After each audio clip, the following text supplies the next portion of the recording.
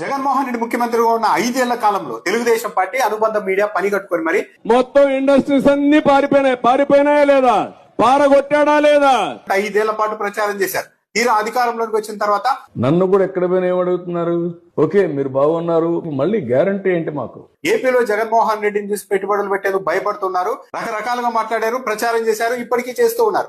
Fake fellows fake news పెడతానే ఉంటారు, వాళ్ళు బతికి అంతే. అయితే తెలుగుదేశం పార్టీ చేసిన ప్రచారం అంతా పచ్చి బూటకమని ఆర్బీఐ రిపోర్ట్ కూడా తేల్చేసింది. జగన్మోహన్ రెడ్డి హయాంలో పారిశ్రామిక వృద్ధి రేటు పడిపోయింది అన్నది పచ్చి అబద్ధమని ఆర్బీఐ రిపోర్ట్ లో తేల్చేసింది. జగన్మోహన్ రెడ్డి హయాంలో అంటే 2019 నుంచి 24 వరకు మధ్యలో 2 ఏళ్ల పాటు కోవిడ్ లాంటి సంక్షోభం వచ్చి పెను సవాలు విసిరినా సరే ఏపీ నిలదొక్కుని 2019-24 మధ్యలో తయారీ రంగంలో అంటే దక్షిణాది రాష్ట్రాల్లోనే ఏపీ నెంబర్ 1 వృద్ధి రేటును కనబర్చింది అని ఆర్బీఐ తన రిపోర్ట్ లో చెప్పింది.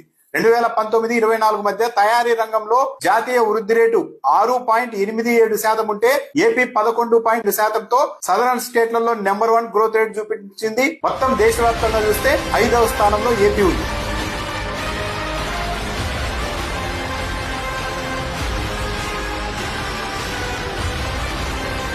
పారిశ్రామిక వృద్ధి రేటులో చూస్తే 2019-24 మధ్య ఏపీ 11.14% గ్రోత్ రేటును కనబర్చింది. అంటే పారిశ్రామిక వృద్ధి రేటులో కూడా దక్షిణాది రాష్ట్రాల్లో ఏపీ నెంబర్ 1 గ్రోత్ రేటును చూపించింది. దేశవ్యాప్తంగా చూస్తే 8వ స్థానంలో ఉంది.